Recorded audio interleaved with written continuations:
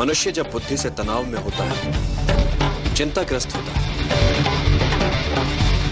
तब उसका चित्त भी संशय में होता है।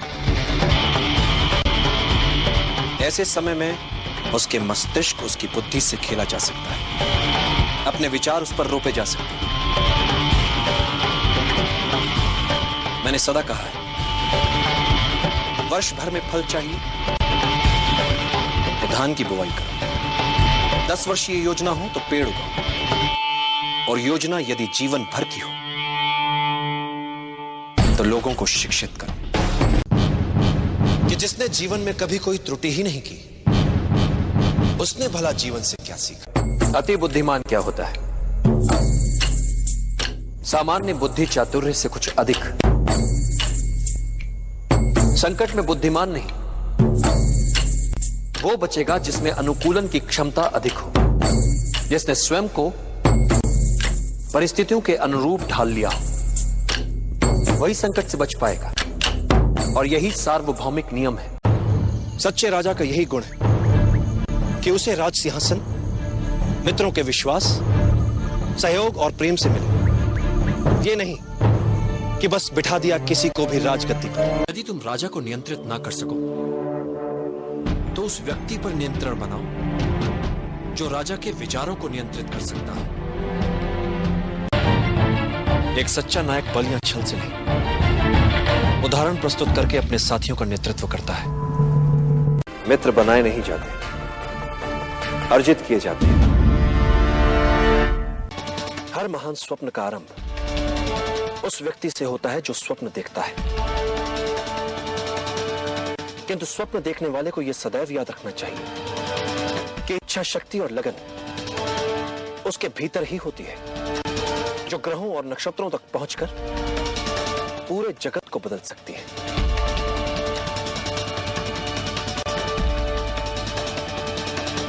एक बात और चंद्र,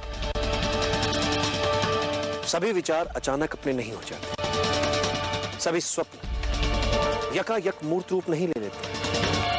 इसके लिए व्यक्ति को धैर्य के आसन पर जमकर बैठने का अभ्यास करना होता है, क्योंकि नियति जब घटनाओं की गति को विराम देती है तो समझ लेना चाहिए कि वो हमें उचित अवसर की प्रतीक्षा करने का संकेत दे रही है। इसलिए धैर्य का साथ कभी मत छोड़ो कि शत्रु जो चाल चले उसकी चाल के अनुसार तब तक चलते रहो जब तक उसे विश्वास ना हो जाए कि तुम उसकी चाल में उलझ चुके हो, और जब शत्रु असावधान हो जाए उसे उसी की चाल में उलझाकर मार दो। किसी भी महत्वपूर्ण कार्य से पहले आंखें मूंद कर उसके बारे में स्वप्न देखना लाभदायक हो। युद्ध में जिन जिन परिस्थितियों की योजनाएं बनाई जाती हैं, स्वप्न में उन परिस्थितियों के बीच स्वयं को देखना, घटनाओं के घटित होने से पहले स्वप्न में घटनाओं में जी लेना, यह भी एक प्रकार की तैयारी ही होती है। कोई भी बड़ा कार्य करने के लिए मात्र उचित योजना ही आवश्यक नहीं, उस योजना में संपूर्ण आस्था की भी आवश्यकता होती है। योजना यदि अच्छी है तो उस अभियान को पूरा करने वाले निर्णय भी अच्छे होंगे। इसलिए गुणीजन कह गए, अच्छी योजनाएं असंभव दिखने वाले स्वप्नों को भी जीवंत बना सकते। हम अकेले आए हैं, अकेले ही जाएंगे, जैसे कर्म करेंगे वैसे ही फल पाएंगे। जो बीत गया उसे भूल जाओ, जो कर रहे हो उस पर विश्वास रखो, जो होगा उसकी चिंता छोड़ दो।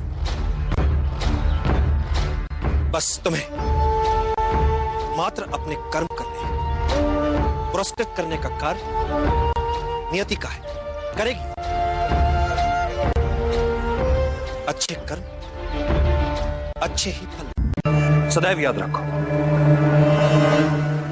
युद्ध कला को मुख्य 5 तत्व नियंत्रित करते हैं। स्वर्ग या भाग्य, धरती या कर्म, सेनापति, संचालन विधि एवं अनुशासन, और इन सबसे ऊपर सबसे महत्वपूर्ण है नैतिक नियम।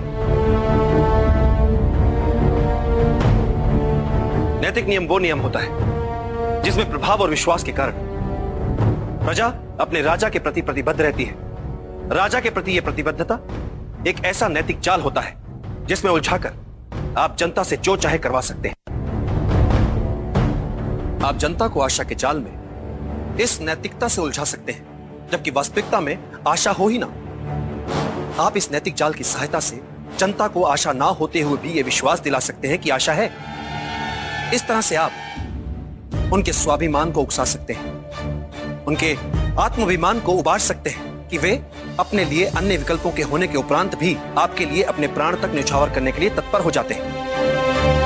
समय का धड़कने वाला हृदय ही संभावना होती है। भले ही ये लोग आज तुम्हें नहीं सुन रहे चंद्रगुप्त, किंतु जब ये तुम्हें समझेंगे तब तुम्हें सुनेंगे भी और तुम्हारा साथ भी देंगे। बस तुम्हें उचित समय की प्रतीक्षा ही तो करनी है। अनित्य होती है पराजय। व्यक्ति चाहे तो फिर से प्रयास कर सकता है विजय के लिए।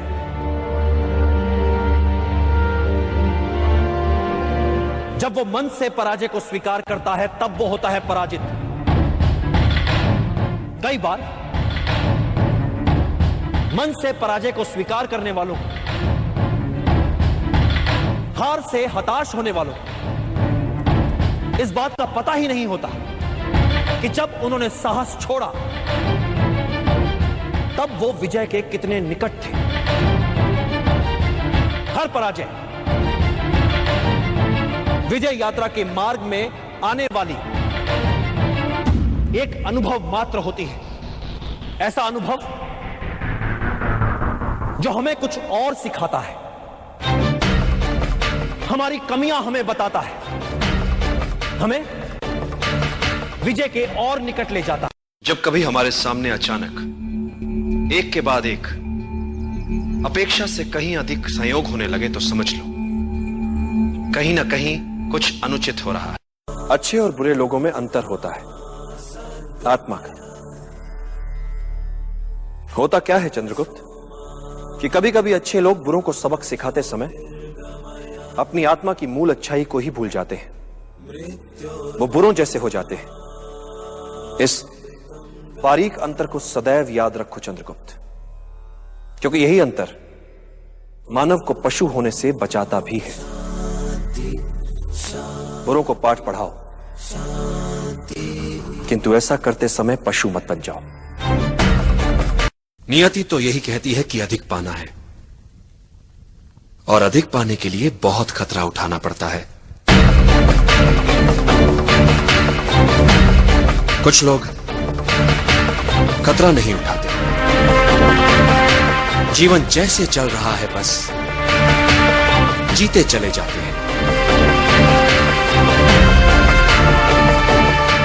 पर जो प्रगति करना चाहते हैं, ऊपर उठना चाहते हैं, जो कुछ उनके पास है उसे दांव पर लगाने से नहीं डरते।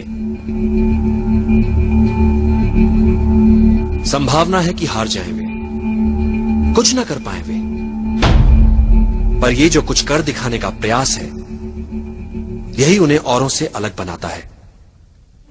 भले ही वे हार जाएं, पर यह संतोष उनसे कौन छीन सकता है कि उन्होंने कुछ अच्छा कर दिखाने का प्रयास तो किया। इच्छित विद्या अपनों से, परायों से, मित्रों से मिले या शत्रुओं से मिले, हर मूल्य पर उसका लक्ष्य केवल विद्या, चाहे उसे मान मिले या अपमान मिले। गुरु जो सिखाए उसे सीखो। लोगों के हित को समझना, उनका विश्वास जीतना कठिन है, किंतु करना होगा उसे ये सब। जब भी लोग तुम्हारे प्रति अचानक अपना व्यवहार बदल लें तो उनसे बहुत संभल कर रहना। नेता वो है जो दल के हर सदस्य को साथ ले, उनकी क्षमताओं का उचित उपयोग ले और हर परिस्थिति का सामना करते हुए अपने लक्ष्य को प्राप्त करे। व्यक्ति को जब आगे बढ़ना होता है तो सबसे पहले वो अपना लक्ष्य तय करता है, और जब वो व्यक्ति लक्ष्य की ओर बढ़ता है, राह पर निकल पड़ता है,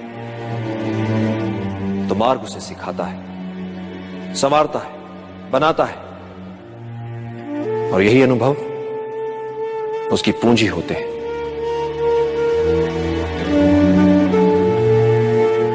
मार्ग पर चलकर लक्ष्य तक पहुंचा जाता है और मिलने वाली वस्तु मात्र सांकेतिक उपलब्धि होती है चंद्रगुप्त। वास्तविक उपलब्धि होती है मार्ग में मिली सीख। राह में आई हर अड़चन को सुलझाते सुलझाते जो वो हो जाता है, वो यात्रा से पहले वाले व्यक्ति से बढ़। सुनना सबकी चंद्रगुप्त, किंतु करना अपने मन की। और एक बात, मित्र हो चाहे शत्रु, प्यार से सभी को जीता जा सकता है।